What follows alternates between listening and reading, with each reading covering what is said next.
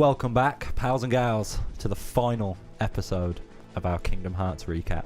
We're finally here. Oh, Lordy Lord, have soul. Mercy, not soul. Mercy on my soul. Fuck's sake, let's get this over with. God. Right, so today we're going to be recapping Recoded and Dream Drop Distance. No, it's Kingdom Hearts 3. Do you know what? When that first got announced, I actually believed that. I was like, 3D. This is obviously Kingdom Hearts 3. Oh no. It was not. It has Dream, it has a drop system, and it's got quite a distance to it. Yeah, I've never understood the distance part of the title. I'm trying to remember the song from a Disney film. I Can Go the Distance? Hercules? Correct? Yeah, I can't remember. I You know my memory. Go the distance. I will find my way. It's Something probably like that. Hercules. I haven't watched it in a long time. I watched it for the first time like 6 months ago. Oh, really? And I'm 22. Wow. You're 22? I thought you were 23. Oh, we already talked about Oh, this no, you're earlier. 20. You're 23 in like a month. Aye. Holy shit, I am. Oh, damn. God damn. So, back to Kingdom Hearts. Recoded. Look at you, man. Looking back at me. You're under. Right, so, Recoded. Semi-important to the story, but most of the game is just Kingdom Hearts 1 again. So it's kind of pointless, really. It's an RPG, side-scroller, DS game. What, it's Recoded? Pretty It's not a much. side-scroller. It has a side-scroll segment in it. Is In a lot of the worlds. It's when you Oh, yeah, when you do the hack thing. yeah. Yeah. It tried to be a lot of things that it really wasn't. No, I mean, it was a solid game. I mean, as much as it's not that important to the story, it is far superior gameplay-wise to 358 Days Over 2. But to be nice to 358 fans, 358's story is better than 358 has one of the Recoded. best stories of the series. One of. It isn't the best, in my opinion. But, ladies and gentlemen, the story and the gameplay are what make a game. And if the gameplay's shit and the story's good, it's an average game. Yep, unfortunately true. Unfortunately. I mean, it keeps it up there for me because of my love for Roxas and Axel. And I don't remember her name. I'm forgetting who the third one was, but I'm sure there was someone. Is it a he or a she? No one knows. No one fucking cares to remember. All I know is Roxas doesn't want to have ice cream with Axel. And she, or he, or an it might make an appearance in our Dream Drop Distance. But let's go over Recoded real quick. Maybe. So yeah, she Recoded. does, but whatever. Hey, maybe. So, yeah. Dream Drop. No. Recoded, real quick. We start off is it in Disney Castle? So we're going over the journal. Mm-hmm. That was changed. So all of the Kingdom Hearts 1 journal was changed at the end of Chain of Memories to just say thank Namine. Yep. At the end. So no one knows what they did for their past adventure anymore because they all no I can't think of the word. They remember beating Anthem. They don't remember the Castle Oblivion yeah. segment. So it just says thank Namine, and they want to get to the bottom of it. So they analyze the book and create a data version of Sora to go into the book. It's Kingdom Hearts, okay? Just roll with it.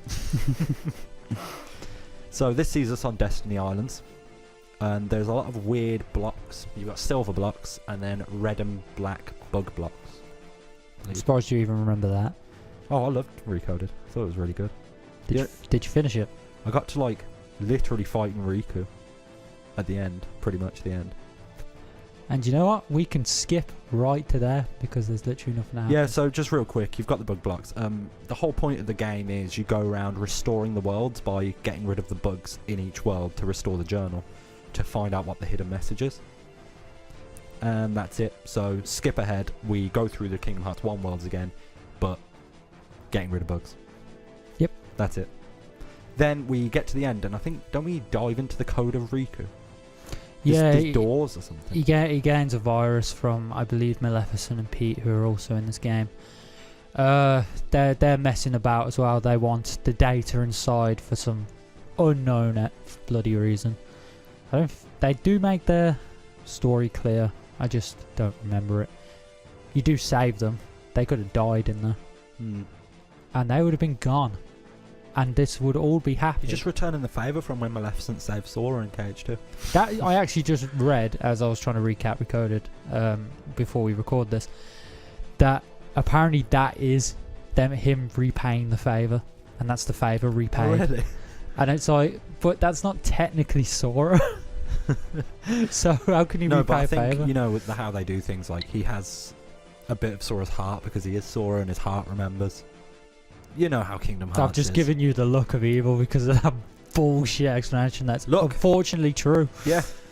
Kingdom Hearts doesn't have to make sense. You're just like, oh, well, that doesn't quite connect up. No, man, hearts and darkness. I don't know if you agree, but the more we've recapped this, the more I've actually thought, you know what, if you don't like Kingdom Hearts, good on you. Good on you, because just... Yeah, the story is off. incredibly convoluted, but... And, by the way, ladies and gentlemen, before we finish Recoded and then go on to 3D, we're going to make it even more fucking convoluted when we get to the end of 3D, so don't fucking worry about that. Oh, yeah. Wait, did we go over the secret ending of 0.2 when we did 0.2? We didn't, did we? When Sora goes to Yen Sid?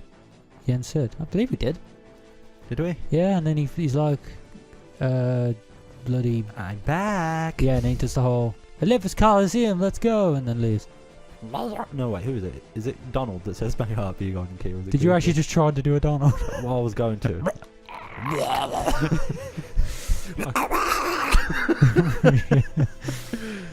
You just sound like him when he runs at Ansem. No, Riku Ansem. Just Kingdom like Hearts 1. Yeah, just like punches him out. God. That waveform when I did that noise is not looking pretty.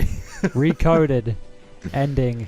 We just watched. So yeah, it. you help Riku out, data Riku. Yep. Move on. You end up in Castle Oblivion again, and fight a mysterious hooded figure who has Oathkeeper and Oblivion.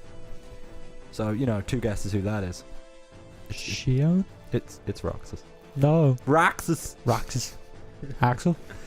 Oh dear. Sykes. Come on, give me a hint. You've lost your two. Your two guesses. Why? Begins with R. Begins with R, ends in Oxus. Anyway. Yeah.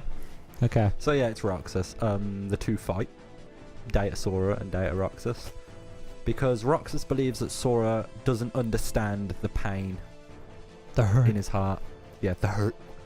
So he wants to show him what real hurt feels like. So he beats the living shit out of him.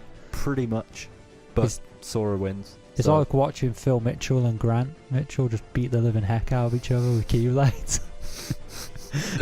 I would pay money to see that. I'd love to see an edit of just like a EastEnders episode of like that. Oh dear. We fight Roxas and he's like, you passed the test. Throws a card of Castle Oblivion at him. Slices his throat. No, I'm not going to do that. No, he does. Blood everywhere. His Vexen comes in, he's It like... looks worse because Castle Oblivion's white. Yeah, exactly. Vexen comes out of nowhere, he's just like, oh, who got red on the floor? You got red on you. That's gonna If anyone got that reference, I love you. Just so you know. You got red on you. Oh, yeah, brilliant. Brilliant film. No, but Want okay. it from the shop? Cornetto. Yeah, okay, so he gave him the card. He's all like, go. But he also mentions the fact that there's one place he'd like to be. It's quite an emotional scene that we just watched. Yeah, then Roxas rejoins with Sora. But like Data Sora, version, yeah. Data Roxas joins with Data Sora. Data Sora gets all the memories from Roxas's heart, so his final 6 days from Kingdom Hearts 2. Yeah. Does that also include days in the organisation? I'm presuming so, because I think when they say like a home, I think it means the clock tower. Yeah, I know. Because he says he can feel his feelings and the place that he calls home, which is, it doesn't say where, but the clock tower with Axel and Mystery Girl. I think that's what he means. Sora 2.0. Yeah. Okay. No, not 2.0. 1.5 remix. Yeah. HD. Final chapter. Final chapter prologue. And then he remembers his. This part is just horrible to hear, and he says, "My first and last summer vacation." I was like, "Oh, come on, man." Yeah. That's just mean. I think there's a bit more that ending skipped out because he gives him the card and then nothing comes out of it of what we just watched. I think he does. He sees Nominee. Yeah. The Datasaur does. Yeah, he does. And he just speaks to her. I remember that, but I don't know why they cut that part out. I don't know. But yeah, he does. He goes and speaks to Nominee. He's probably all like, "Yeah, sorry, bro. Don't know who you are." Nah, I'm sure he does. I can't actually remember what happens with Nominee. I know they talk. It's all data though, so it's like, does None it of actually really happen? matters. Yeah, I feel like their hearts will still remember it. In doing all this though, it unlocks all the data they needed from the journal, and in doing so Mickey realises that Sora is the key to everything. He has to help people who have been hurt. He mentions people who have shaped who he is. So what Mickey's saying this, he's writing it down onto a letter, and this letter is the letter given to Sora by KHRe in the ending cutscene of Kingdom Hearts 2. It only took, 5 years? To find out what that letter said. 5 years? You don't even find out in Birth by Sleep Final Mix. No, He didn't Final Mix, he's all like, "I've got to go. They need me. I am who I am because of them." Yeah. And it's like, what the fuck, dude? And then we're treated to 2 secret cutscenes if you got the trophies in the game. If you did that, good for you. You are the true Kingdom Hearts fan, because I couldn't do it. No, I couldn't do it. It's a grind that's not worth my time. So, in doing so, we get one cutscene with Yen Sid and Mickey. Riku. Mickey. Ricky. That ship name. And so, he basically says Xehanort's coming back because we've beat his Heartless and his Nobody. They're going to reform. It's like using... Yeah, so that's the first time we It's like using a polymerization card in Yu-Gi-Oh! He's just going to come back. Yeah, so this is what we find out. The first time we find this out is that when someone loses their heart, become a Heartless, they then create a Nobody, and then if you beat the Heartless, the heart gets released from the darkness, and if you beat the Nobody, the body goes back to the heart and they become a whole person again. Yep. So we find out that Sora's first 2 journeys are absolutely fucking useless because all he did was recreate Master Xehanort to come back and fuck your day up. Like I said to you before we came on, it reminded me a lot of Digimon Adventure, if anyone's ever watched it. Once the if they haven't, do it. Yeah, please do. And I will love you. Long time. The Digidestined beat the Dark Masters. Oh god, I can't remember their names. I know one's Puppetmon. And in doing so, there's one actually right behind you, Machine Dramon, on a poster. Oh, yeah. And so in doing so, they unlock Apocalypmon, which is a ultra version of all 4 of them combined. It just reminds me of that, to be honest. It's like unlocking the ultimate boss. Yeah. Like Lingering Will in KH2, for example. So in the end, Yen Sid basically hints at the 13 darknesses against the 7 lights, because obviously one's going to have to fight at least 2. Yeah, he says Riku and Sora definitely are strong, but how would they fare if it turns out that they had to fight more than one Xehanort at a time? Yeah. And then Mickey's like, "What?" And we'll get into it. We'll get to it in 3D, but they don't fare fucking well. But we'll get there. Yeah. So Yen Sid basically says, "Summon Sora and Riku. We're going to find out if they've got the mark of mastery." Yep. Which from Birth by Sleep we might remember is how you become a officially, I suppose, licensed Keyblade master. Licensed key. I think you do get, as we know, you get the knowledge as well. You get knowledge and an ability that is unique to your mastery, I believe. Yeah. Although in 3D, I feel like Sora's. Well, then again, but Sora doesn't. We'll get to all this. We will. And then we were treated to one little extra cutscene that I didn't know existed until 2.5 came out on the PS3. Braig is talking to what we didn't know at the time, but we do now, is young Xehanort. Yeah. Although he does hint it, 'cause he says, "This is my future, like my destiny." Yeah. But you know. So it's basically opening to the next game, 3D, but exactly. from a different perspective. So it tells you a bit more of the story. Braig asks him, "So who one of these unlucky people is it going to be?" He goes to say, basically goes, and then it pops up Reconnect Kingdom Hearts. To cut a long story short, it's Saïx. They grab Sykes, they fuck off. Wow, young Xehanort and not Braig, Sykes F off. Why am I centering myself? They fuck off, and then retreated to the beginning cutscene of 3D. Yeah. And this recoded went on a lot longer, but we did It's only 5 minutes extra. We did kind of segue as well a little in there. could. But that is recoded in a nutshell. So yeah, on to the final game.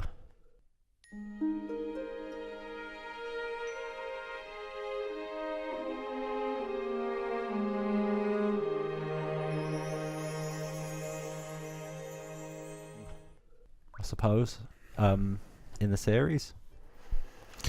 Ready for Kingdom Hearts 3? Yeah. So this game, personally for me, feels a bit like Recoded in the way that, okay, the worlds they're all new, aren't they? Apart from Travis Town. No, there's one at the end as well. Oh, the one that never was. Yeah. Okay, but other than them two, they're all new. Oh no, because Tron's in it again, but technically it's not Tron. It's Tron Legacy. I'm gonna class that as new. Yeah, because it is very different. Yeah. All right. So yeah, all the worlds are pretty much new. Yeah, we'll go for him. Go for him. Yeah. So the game starts off with the cutscene, as I mentioned. It's literally taking place shortly after that secret ending in Recoded. Braig, retreat to a first-person view, rare in a Kingdom Hearts game, but it is a cutscene. Well, actually, no. In Kingdom Hearts 2, you can play fully in first person. Yeah, you try it though. Not easy. I don't think you can jump. No, you can't. It brings you out of it, doesn't it? Yeah, something brings you out of it, so it's not easy to do. I meant cutscene-wise and not Sora. And Braig is talking to this person, who is us at the time. He's saying, "Did you get your memory back? Or wait, did you never forget?" And then he stabs him. Stabs Braig with the Keyblade, don't he? Produces his heart. And he goes, "I am Xehanort," or something like that. Yeah. Because I think he calls him Terror, don't he? Oh dear. It's very rainy outside. Hello. It has just started raining very heavily. Oh, nice weather. It's the most wonderful time of the year. Let's move on. Oh, okay. Sorry, I love a bit of rain, me. Like a bit of moisture in my life.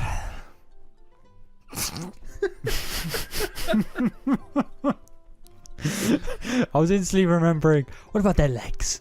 They don't need those. Well, they do look tasty. Okay. Looks like meat's back on the menu, boys. Oh, fuck. Oh, dear. Okay.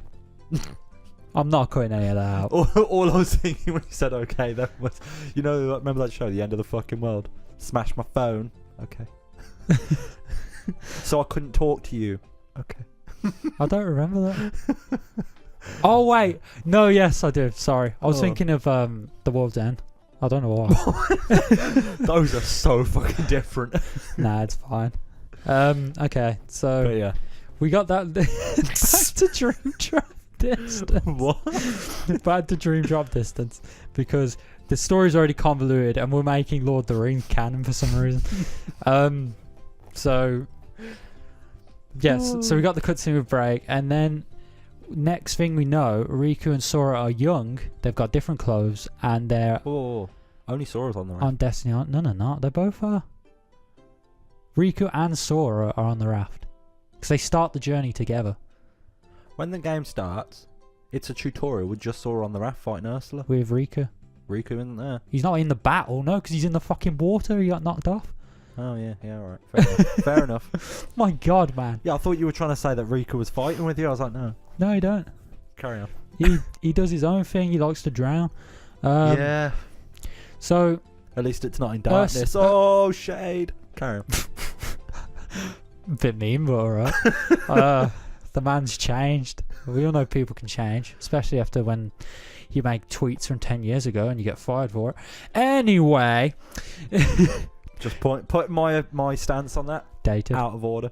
Fuck them. They should not have fired James Gunn. But carry on. Can't wait to receive the hate for that. So, yeah.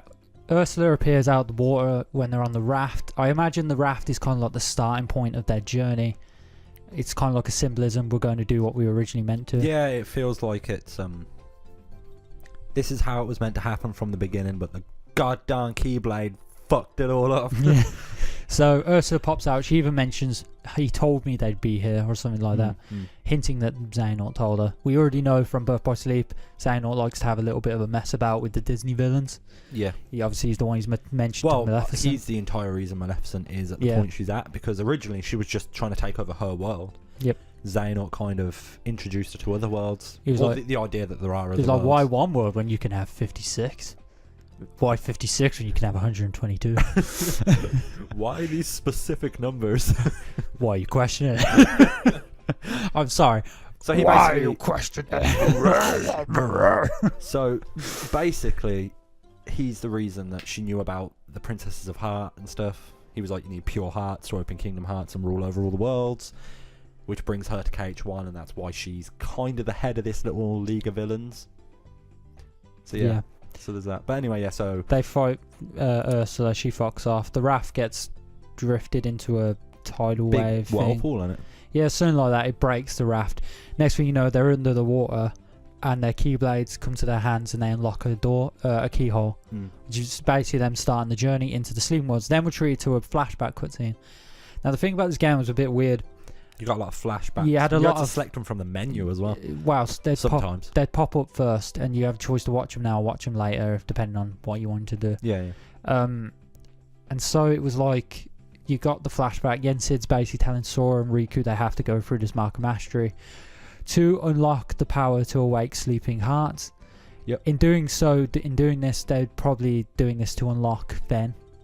You'd imagine, because they know that Aqua was the only one with the power to do so. Yeah, exactly. And she's lost to darkness at this point. So I think this is more of a contingency plan. Yeah, like definitely. if we don't manage to find Aqua, we need a way to get Ven. Anyway, can't even get to Ven. But then the Aqua. question is, it just feels like a big risk, because we know from the one of the Kingdom Hearts 3 trailers, Vanitas is back. Yeah. So if they awaken Ven, isn't this just going to make Xehanort able to create the Chi Blade again? He'd find another way. This is Xehanort. Even Yensid says it himself, you know. Xehanort, yeah, such a man would have many paths laid out. Exactly. Yeah. And even Xehanort mentions it himself, that terror is, in Birth by Sleep, he mentions that terror is only one path he might take. There are many others. As we saw also in a KHRe trailer. The Aqua may also be a path. A hot path, but a path nonetheless. That's a path I want to walk up. So, yes. Okay, so we get I'm not to taking that back. So after this flashback of mentioning what they've got to do, they're just awakening sleeping worlds. So the first world we go to is Traverse Town. So this is their Mark of Mastery exam. But what they realise straight away is that they're split from each other. Like they're in opposite sides of the world. The worlds have been split into two. They're opposites, parallel to each other. The world itself is the same. They're completely parallel, but there's different characters on each other. So basically, there is an explanation for this. Final Fantasy's kind of took a back seat throughout the whole game, innit? I don't think there's a Final Fantasy character in it. No, there isn't. They've been replaced. Sorry, with the world ends with you. The world ends with you. So you've got Beat, Rhyme, Neku, Joshua, Shiki.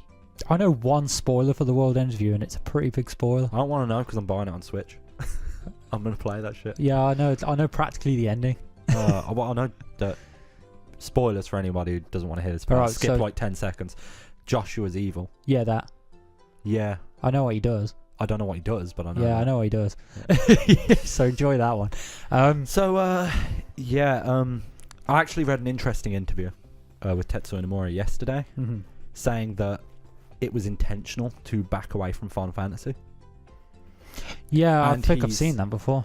He said basically that he started to back more and more away from it to show that Kingdom Hearts can stand on its own 2 feet. And it wasn't just Final Fantasy that it was big for.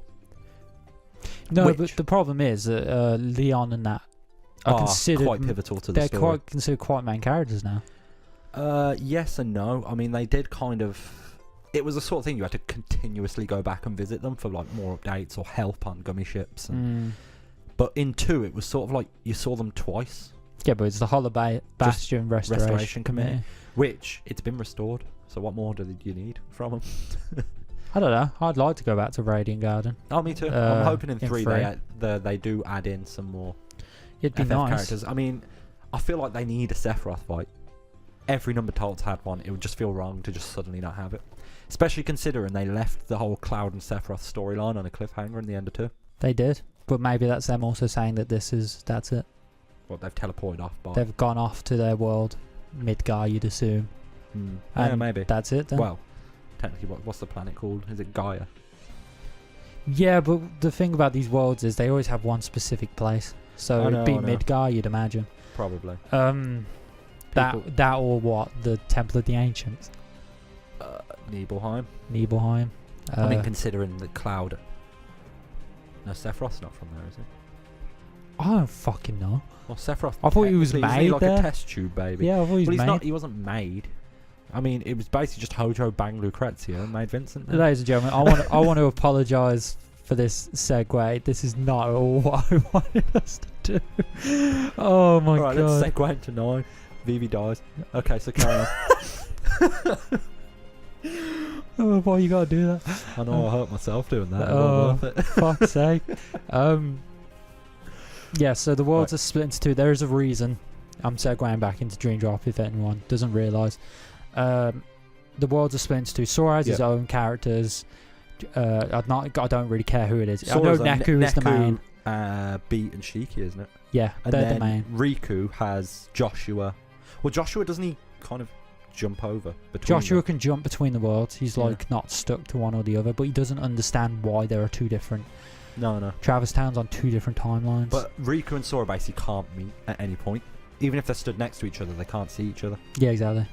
So it's quite weird that way. And then in Riku's story... And the Heartless, another quick thing. So like if you're fighting a boss, it can switch between... Well, they're not called Heartless in this. No, the Nightmares. Nightmares. Yeah. So they're evil side of Dream Eaters, which is your new companions for this game. Yeah, exactly. You make them. You can make like a T-Rex. I know I've mentioned it before. I made a goat that was the Rock and a bat that I called... Oh, I should have called it Jenny, but I don't know what I called it actually. Well, okay, the actual names is Komori Bat. You've got Meow Wow. Meow. Do you know what? I pretty much got them 2 and just never switched for the whole game. Skelter Wild, which is... I think that's the better T-Rex version. Yeah. One's fire and one's blizzard, which I found interesting. But one looks a lot better than the other. So yeah, instead of party members in this game, so no Donald and Goofy, but you have Dream Eaters. I mentioned that this story gets a bit convoluted. So basically, in this world, Joshua mentions to Sora, and there are people here like him. And if you look over, you can see like the figure of Riku backing away from a figure that is basically the young Xehanort from the cutscene. Yeah. That we saw in Recoded. And in what basically he's saying is you can't conquer darkness in yourself. The whole point of the Xehanorts being there, and we do see Xemnas and we see Ansem. We see a lot of darkness people that we've seen before. The point of them being there is to lure them away off the path of what they're meant to do. They think the whole time that this is all part of the exam. Like Sora and Riku. They have no idea. They don't realise that from the very beginning. I know this is kind of meant to be at the end, but to make it coherent and easy to follow, we'll just throw it in. The whole reason they're seeing the Xehanorts is because they're pushing them away from the Mark Mastery line that they should be following and pushing them further into darkness, and the entire exam is being hijacked. Essentially. It was hijacked from the very start, because what I didn't mention was when the Keyblades open the whole of Destiny Islands, we get a little bit of a glimpse at a man in the brown hood. The brown hood being from Kingdom Hearts 1. Which is the disembodied heart of Xehanort. Yeah. In a cloak. Yep. Essentially, it's just a cloak with a heart in it. Yeah.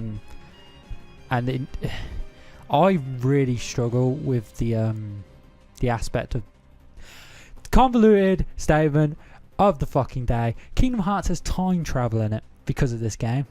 This is the first time we were introduced to it. It's the only way Xehanort could hijack the Mark of Mastery, so that's obviously why they did it. I can't remember whose video it was I watched. Like, the only reason I understand it is because I watched their video. Was it Jared? Could have been HMK? I can't remember. Could have been any of them. But it was one of them too, because I don't really watch anyone else. But they're basically explaining that your heart can never go forward in time. Mhm. So you can't travel forward. You can only travel back, and you can only travel back to a point in time when you were alive. So your heart has to go back and take over your own body from when you were younger, and then you can live from that point to change things. But you're not allowed to change things that have a massive consequence. You can only follow your destiny. So it has to be your destiny to go back in the first place. It's really weird. It's weird. It's annoying. So essentially, Xehanort goes back to possess young Xehanort to assemble the 13 Darknesses.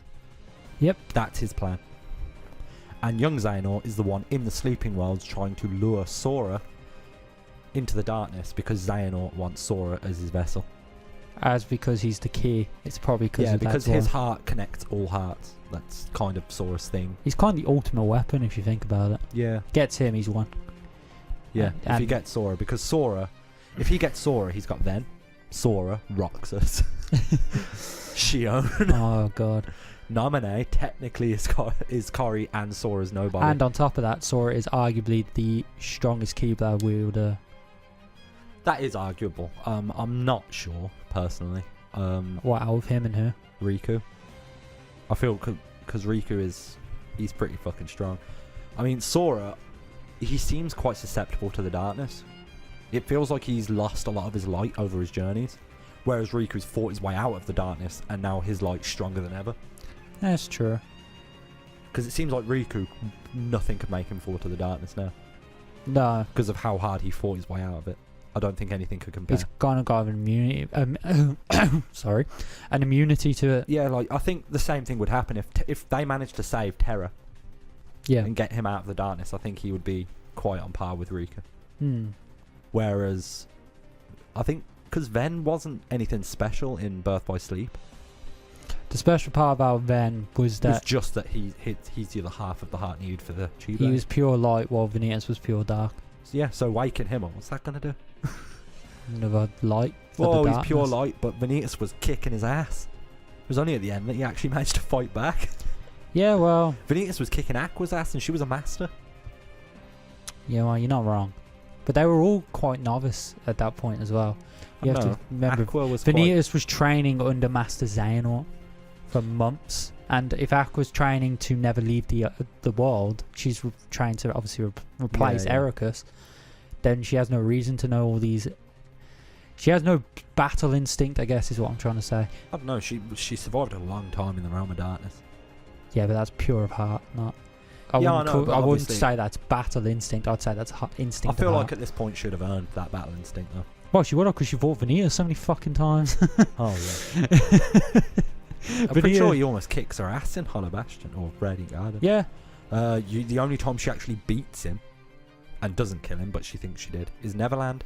And it takes that much out of her that she passes out straight after. Exactly. And it's like, oh, okay. The more you battle a strong opponent, the more... Yeah. The instinct will go up. That's kind of why I think Sora is one of the stronger ones. Yeah, because obviously he's been the longest of the current characters bar Mickey. Yeah, exactly. He's had the Keyblade longest. See, I don't want to say in Dream Drop that nothing really happens in the worlds. It's pretty much playing out Disney movies again. But we've kind of summed it out in the sense that Xehanort and Xemnas and Ansem all appear in Riku's world, Sora's worlds, because obviously they're split in half. And they are consistently trying to make them... Look, they're trying to demoralise them. Mm. And what I noticed as I played it, recently got that Platinum. Oh yeah, Platinum them all on PS4 and 3. Get in. I'm real close to my last PS3 Platinum, and then I've got to carry on PS4 again. Yeah. I'd get Dream Drop out of the way before you did them. Well, I've done half of one, and I've got like 2 or 3 objectives left to 100% 0.2. And then I've just got 3D, and then doing 1 to Birth by Sleep again. Yeah. That's alright. It's just Birth by Sleep I'm worried about. Yeah. So, what was I saying? I've completely lost my train of thought. He's trying to demoralise them. Yes, thank you. He's trying to demoralise them. And what I noticed as I was playing it, that's what I was trying to remember. The more Riku is like consistently trying to get demoralised, he actually, as you mentioned, he fights it off. He's constantly like, no, this is the path I'm set to do. Whereas Sora is constantly questioning everything they say to him. Yeah, he's like, wait, So if I do this, then that will happen. But he's like listening to the bad guy. Yeah, I don't understand. He's taking the people who have succumbed to darkness at face value. It's like, why do you think they're trying to help? It was this game, in my opinion, that made people not like Sora, because he was so fucking gullible in it. Yeah, I understand where people are coming from. Yeah, I know. Don't get me wrong. I get that Kingdom Hearts 2. He's all like, you know. I don't care what you guys say. I know what's right, and I'll go do it. I'll do my own way. Whereas in this, he's like, oh wait, should I do that? I know he probably thinks it's due to the test, but at the same time, if you're doing a test to see if you're of true heart of nature to be a master, then you should trust your heart. And you should trust your heart, not the nobody, the heartless, and the young bastard who is clearly going to be evil when he's older. You know, so nobody cares about me. I'm just a bastard. All right. Canon. But yeah. So, cut to near the end. As Ryan said, do we want to go over the worlds? Just quick, say what they are. Yeah, I just want to say the worlds are essentially just the Disney movies. So if we go in order, we got Traverse Town, obviously. New Disney movies, though. I want to make clear. Yeah, they haven't been done before, so that is a good thing. You've got Hunchback of Notre Dame, which I always try to avoid trying to pronounce. Cites. Les Cites de. Oh, fucking hell. I don't know. I really don't know. They really love those like different language names, even for the songs in. I can't remember 3D. the worlds in order, by the way. Oh, I can if you want me to go over that. Okay, so you go first world you go to is that Hunchback. Next world you go to is, I believe it's Tron. Is it? Yes. Because then after that you go to Pinocchio. What, Prankster's Paradise? Yeah. Yeah. All right. Wait, how many worlds? There's 7 worlds. 8 worlds. Oh shit! Okay, maybe I. Yeah. Well, I always thought Tron, ahead of myself. I thought Tron and Prankster's Paradise were in the second set of 3. Oh god. No, because Fantasia's in the second set. Yes, it is. And so is. Alright. I'm just going over the worlds then. Hunchback of Notre Dame, Pinocchio as well, Prankster's Paradise, where you even fight Monstro and you fight some crab nightmare thing. Yeah. You fight off crabs. I broke my knife. And and then you got Tron, which is the Tron movie that came out in 2009. Yeah, so Tron Legacy. Tron. Normal. Was it 2009 that film came out? I don't know. I didn't really follow Tron because Disney, I have to say, I watched a few Disney films when I was a kid, but I got really into Disney because of Kingdom Hearts. Yeah.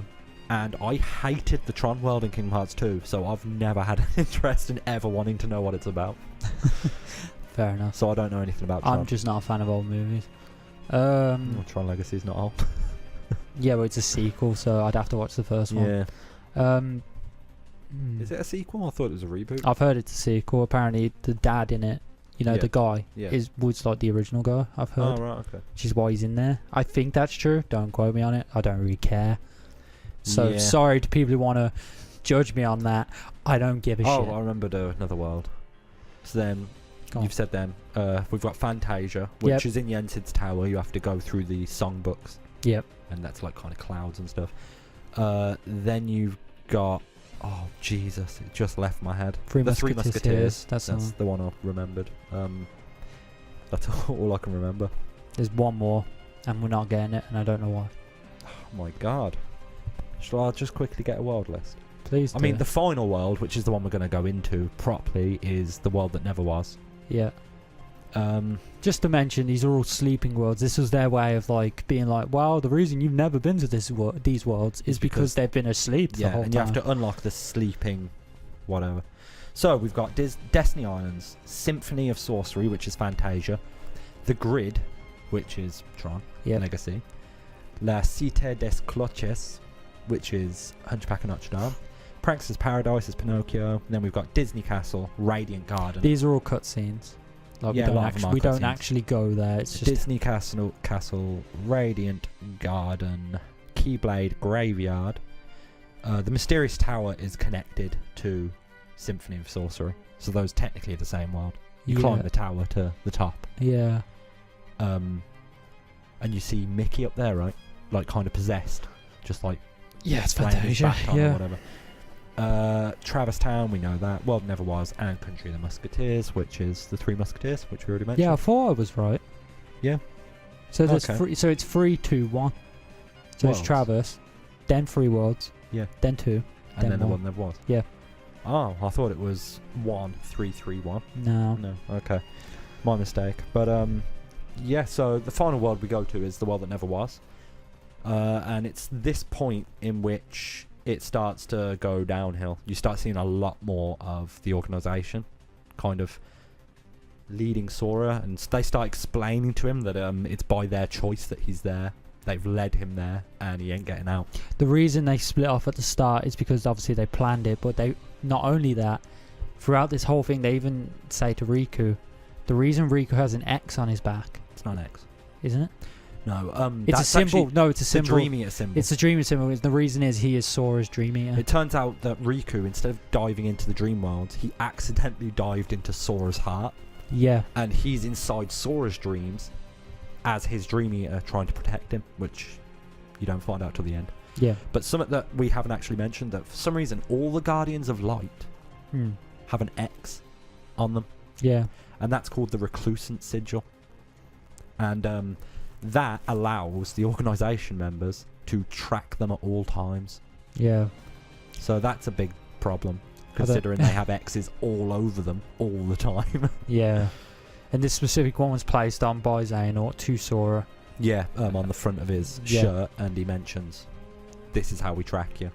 We've been leading you here the whole time. This has all been part of our plan, and you are royally fucked, son." Yeah, and Sid also mentions to Sora and Riku, don't follow the dreams, like, all the way. Because if you Yeah, do, you yeah. will get lost. Which Sora does not And need. another thing that pisses me off is that they made Sora so gullible, but also so thick. Because, and I'm not talking about the good thick, like the THRCC thick. I'm talking about the dumbass thick. Because each world he goes to, he meets someone he remembers. So he'll meet Pinocchio and Yeah. Jiminy in Pinocchio's world, and he's like, "Pinocchio, Jiminy, how are you?" And they're it's, like, "Who the they're fuck like, are "Who are you?" you?" And then he goes, "Oh yeah." And then later on in Three Musketeers and Fantasia, it's the king. Oh wait, no, he's not the king. So, of course he's not the fucking king. For God's sake, Sora, stop being a dick. I just, Back up. fuck's sake. Yeah, yeah, Sora is a bit of a bell end in this one, to be honest. But yeah, so we find out that it's all planned. All they're trying to do is get Sora to fall deeper and deeper into the darkness. And yeah, so we just basically play through the world that never was. I think because of the buildings and stuff, it's not like the castle. Yeah. It's like the streets, isn't it? Yeah, it's the part we never explored, which explains why it's a sleeping world. Yeah. It's not like, I don't believe it's artificially created by the organisation. I just think it is part of it. Yeah. Um, And they basically just keep leading Sora deeper and deeper, and he keeps following yeah. for some reason. After Sid told him not to, and after he's been told that he's there because they want to screw him up, he continues to follow. Until he eventually fights. No, because before he actually falls too deep, you meet up with Does- all of the light. Does he? Yeah. Was that? Oh, Yeah, Sora. It's Sora, yeah. and then you've got Venterra Aqua, Mm. Shion, which there you go. Shion is back in this Yeah, cutscene. yeah. And Roxas. He doesn't remember it, but I think he sheds a tear. Yeah, he does shed a tear. He talks to her and asks if he can bring her back.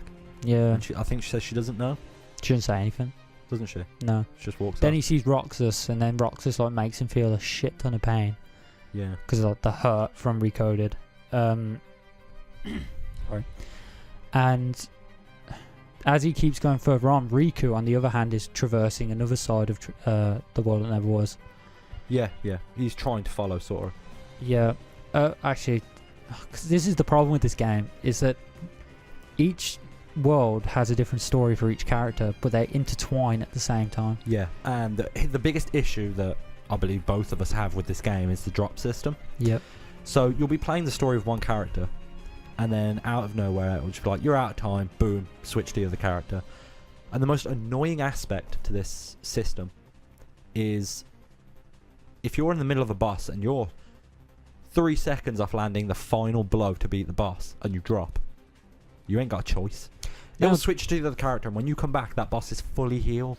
Yeah, now granted, you could just be like, before you fight the boss, I'll use a Yeah. drop me not and get the bar up full, but it was such a shit system. I mean, take it out for the fucking HD, please. And they didn't do it.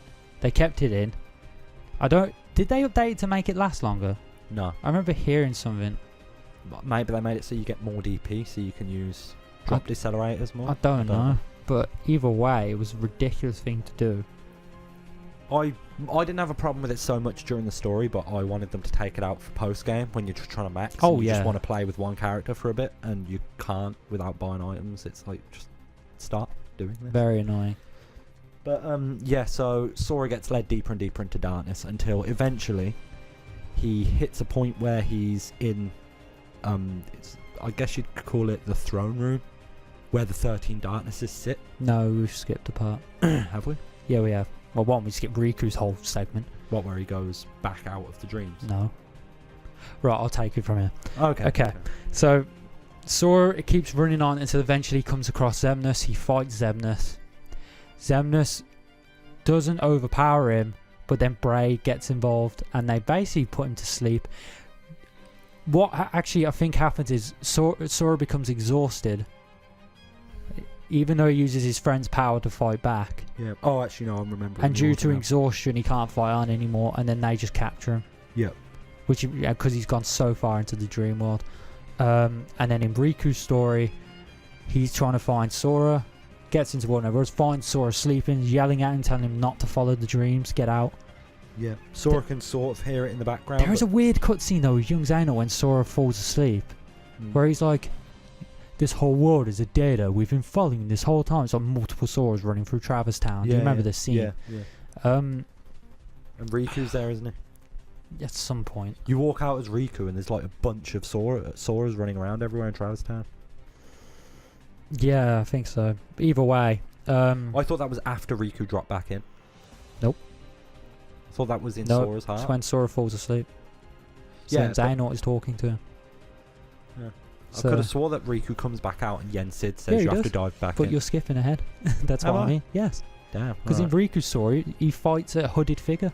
Yeah, a that's what, darkness hooded that's figure. what I mean. I thought Riku No, 'cause saw in- that Sora thing after he dived back into No. Sora. Oh, He okay. fights the hooded figure thing, and then that wakes him up. Hmm. Like he essentially achieves. Completed his exam. Yeah, his exam was completed because he actually did unlock the worlds and did what he was tasked to do. Yeah. Sora, on the other hand, kept diving further and further and got lost. And then when Riku leaves, the dream world, he notices that Sora is asleep. But Yen Sid explains to him he does now have the power to awaken sleeping hearts. Yeah. Thus, he dives back into Sora, who is. No, we're skipping. Oh my god! Basically, the whole fight with the Xehanort thing happens first. I'm sure. Yeah, I know it does. But I With skipped Mickey ahead. as well. I skipped ahead. My bad. Yeah. So Xehanort is about to shoot his heart into the sleeping Sora, who he's got sitting in the lowest throne. Mm-hmm. And this is after he's just fucked up Mickey. Mickey and Riku. So Riku's fighting. Mickey jumps in and goes, "Stop, Za!" Za, which is the first Yeah. time we've seen that. Yeah. So he says, "Stop, Za." Then fucking one of the is it Young Za. Ansem? No, it's Young Young Xehanort. He Xehanort breaks pins out. him up the fucking wall. No, wait. Mickey, Yeah, that's Xemnas. Xemnas. They all break out of it, basically. Yeah. Yeah. Pins Mickey up the wall, throws him, and then they go to shoot Xehanort's heart into Sora, and then Axel appears Yeah. and hits the heart away and has Sora under his arm. And then Who Axel actually earlier on in this game saves Minnie in Disney Castle from Yeah, he Maleficent does. and Pete.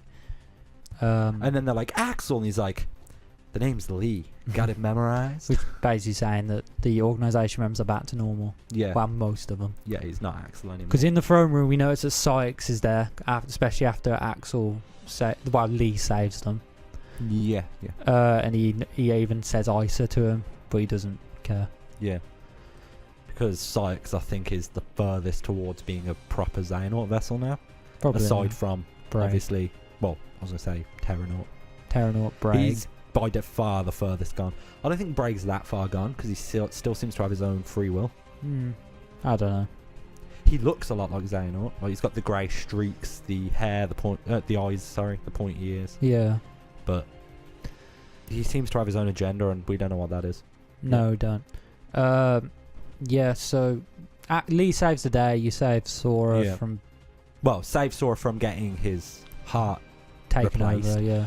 but haven't saved him from being lost in his dreams. This is when Riku comes out. Yeah. So skip to this point. Riku finds out he can unlock Sleeping Hearts, dives back into Sora, and this is where we continue. Yep, thank you. So we dive in. I believe the drop system is used again, but it's fine because it's not bad. It's like traversing between each world. You just hit multiple Soras until you get to the bottom, and then the darkness figure appears, and this figure is Ventus's armor from Birth by Sleep. Yeah. You fight the figure, beat it, then Riku. Then a weird thing happens now that I remember it. Riku is transported to Destiny Islands, where he's given 3 questions. These questions are very important. reminiscent of Kingdom Hearts 1. Kingdom Hearts 1. These questions, What do they do? they give you the secret ending. Really? Yeah. If you have to answer them correctly, and if you don't get the secret ending. Holy crap. Yeah. They're important in KH1 as well. They changed how you level up.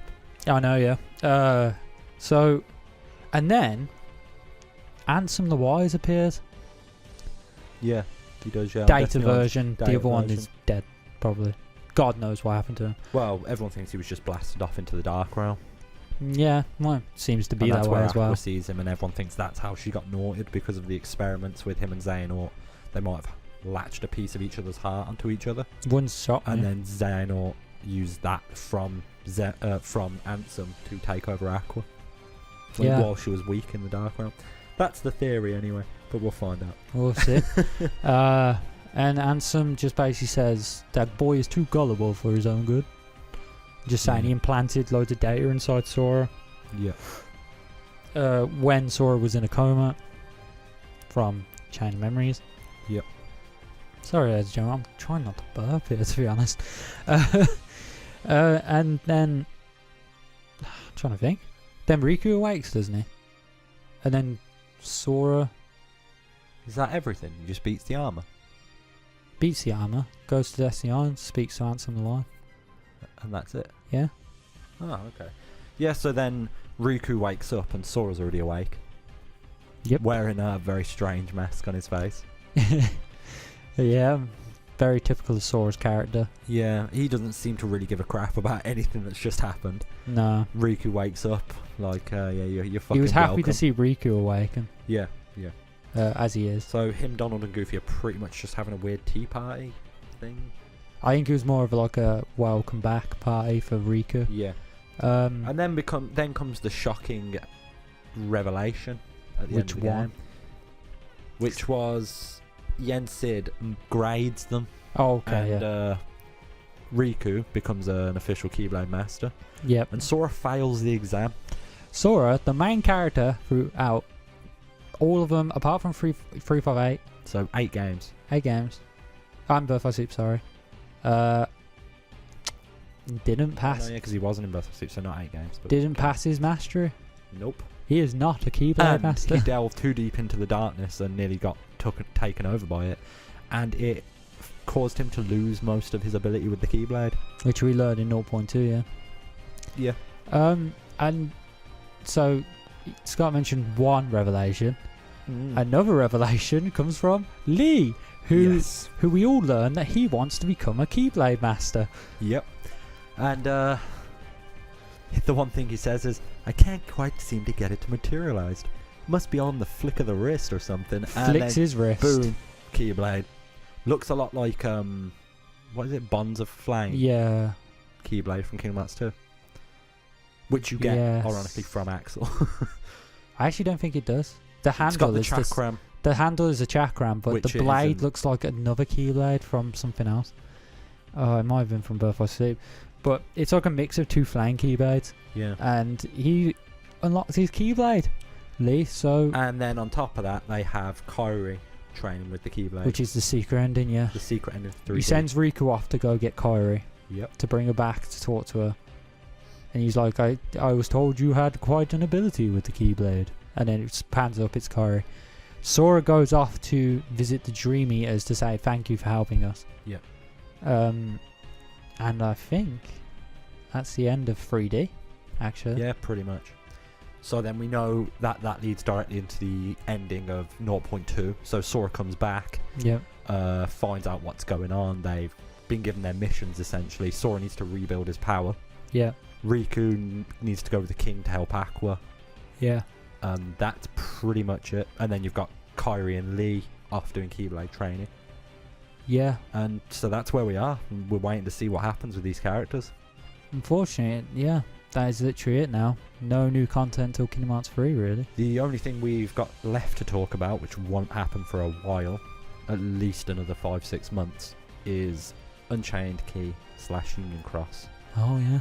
But as I say, we're not 100% sure where that lies. There's a lot of talk about the world not being real, and it's actually in the current timeline, not 1,000 years before.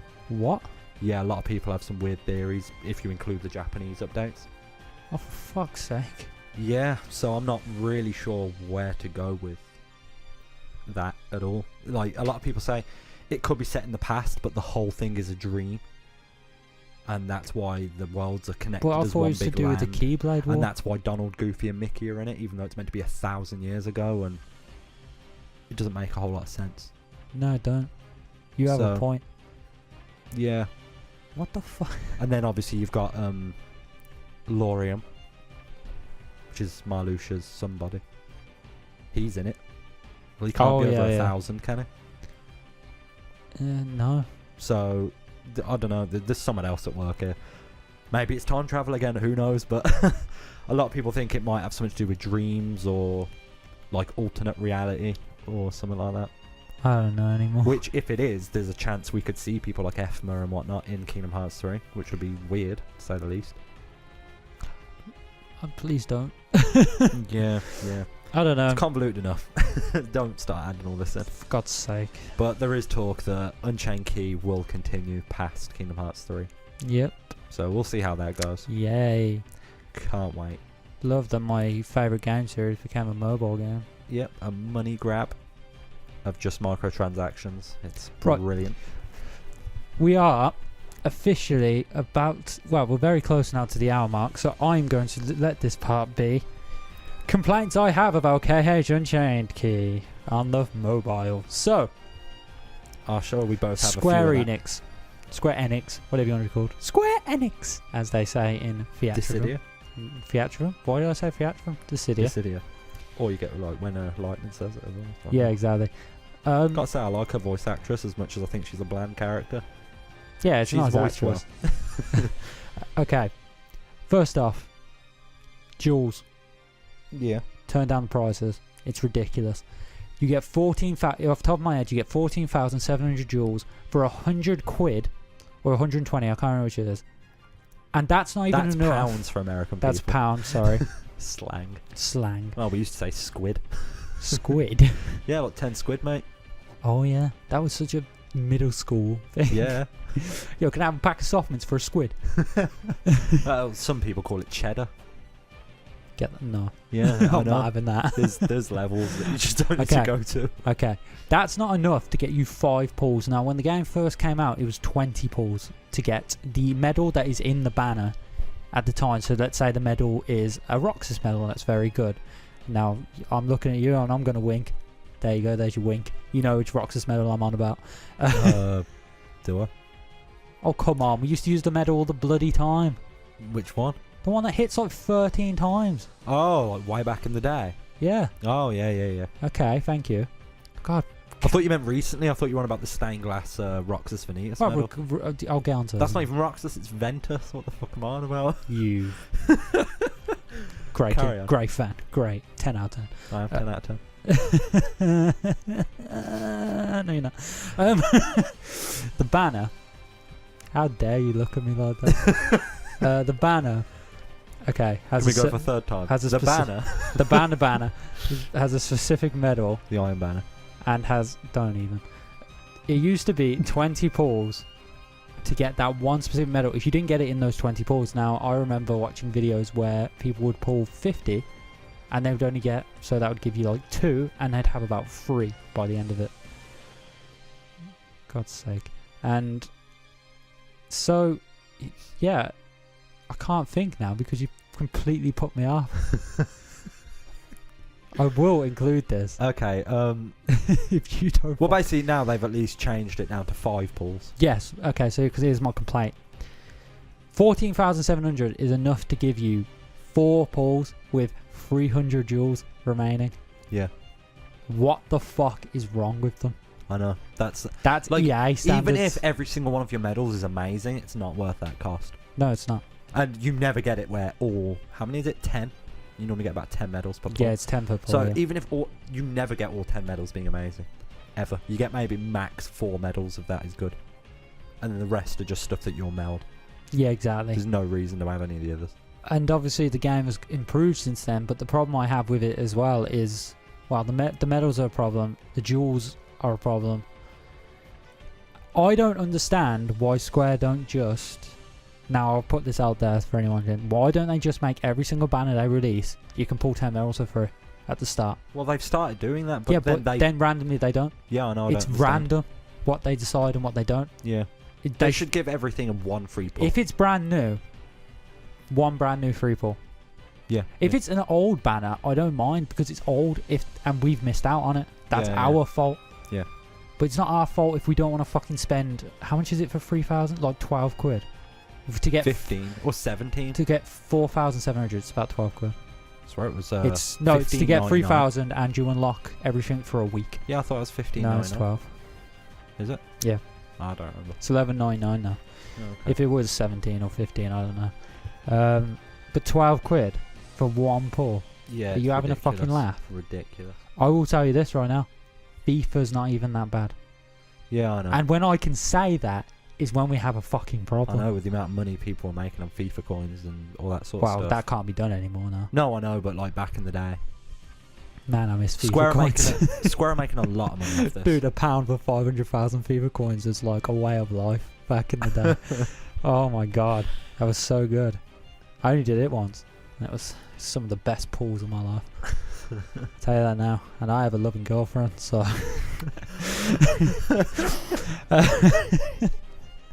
Okay, any complaints you'd have for Unchained? They fixed my biggest one. What was that? That 90% of the quests are just mindless bullshit.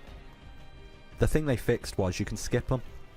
Yeah, that got and you can go and do just the story ones, which means you don't have to pay to refill your AP because you don't ever need to really use it all to do the amount of quests that have cutscenes. Yeah. You don't have to do all the annoying bullshit, and half the time with friend medals that are so powerful, you don't even need to pay for pulls because you don't need any good medals anymore.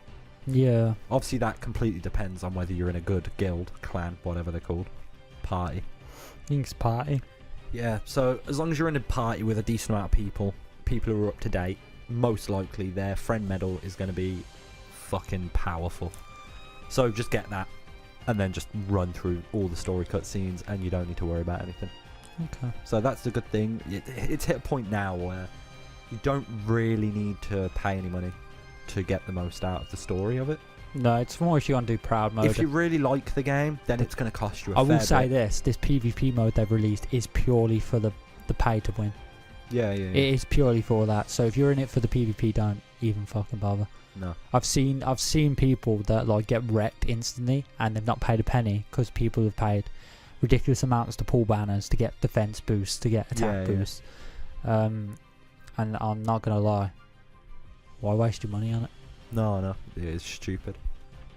I get the collecting the medals in the medal guide, you know what I mean? Like you can collect. I do and don't. There's so many that I know, but back in the day when we first played it, it was like 400 or 500, and we were like, oh, we could do that, and there's now over 1,000. Just the amount of time it takes. And back when it first came out, it cost so much. And just like pop figures, there are exclusive medals. There are, if you don't log in a certain day, you won't get that medal. Yeah, it is. Right now, there's a Toy Story event that I think actually will end tomorrow or the day after. And so if you haven't got Jesse, Woody, or Buzz, you're fucked. Yeah, you can never get them. They do some weird banner. I do have Jesse, but I don't have Woody or Buzz. I don't have any. Jesse is a... You have to do the event, don't you? Yeah, Jesse's an event.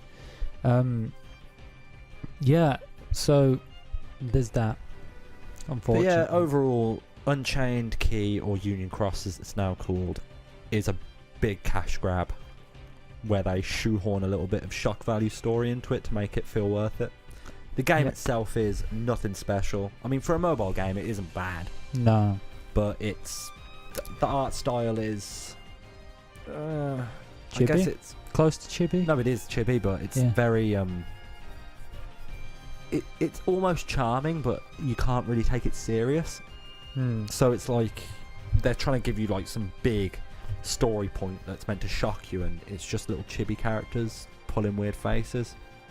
Kind of takes away from it, in my opinion. Other than that one scene where your character talks that I told you about. Yeah, I've passed that now. You've gone and done that. It's such a random moment because you haven't talked for like 500 quests. I know. I think I'm like 600. Fairly certain I haven't spoke since, like, at all. It's the one where you go underground to fight the water guy. Yeah. Obviously, there's a couple of little tidbits in there, but it's so few and far between. It almost doesn't feel worth it. No. Really, if you're a big enough fan that you want to play through everything to know the story, then just play the story quests, get up to date, and then just wait. And then when they release more, it'll take you half an hour to get through the rest of the quests that they release. You don't have to touch it for a couple of months.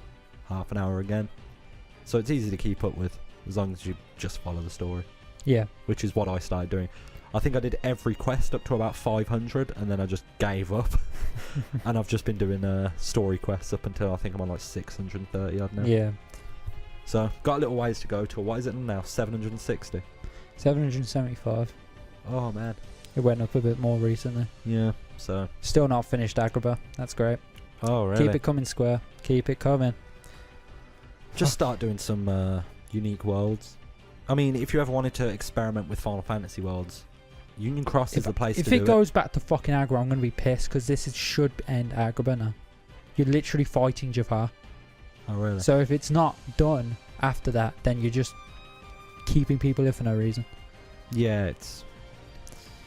Oh, I hate it when, like, you know, you do a world and then it comes up with the world title. You know, like, it's like you finished it. Yeah. You do a bunch of quests, like 20 quests in one place, killing you inside. Yeah. And then it comes up like Dwarf Woodlands or whatever. And you think... And you're like, yes! And then you do like 10 quests somewhere else, and then you go back there and you're like, why? Yeah, so let's go back to Dwarf Woodlands. There's a heartless there. But why? Because reasons. Oh, man. Because we want you to carry on spending money. Just that game. We want you to spend money to get jewels. I mean, I wanted to play it that bad just because it was Kingdom Hearts. That when a very original Kingdom Hearts Chi on mobile Japan-only PC browsers the PC one came out, I made a Japanese Yahoo account to sign up, and I played the first probably 20 to 30 quests, and was like, this wasn't worth the effort of setting up a Japanese account, so I'm not going to play that anymore. Then I made an American iTunes account, registered address to a McDonald's somewhere in America, because you have to have an American address and phone number. Yeah. Just so that I could download that because it hadn't been announced for the UK yet. Did about 20 to 30 quests again, and then they announced it for the UK, and I had to just wait a few months till it came out, and then start again. But yeah, we got there.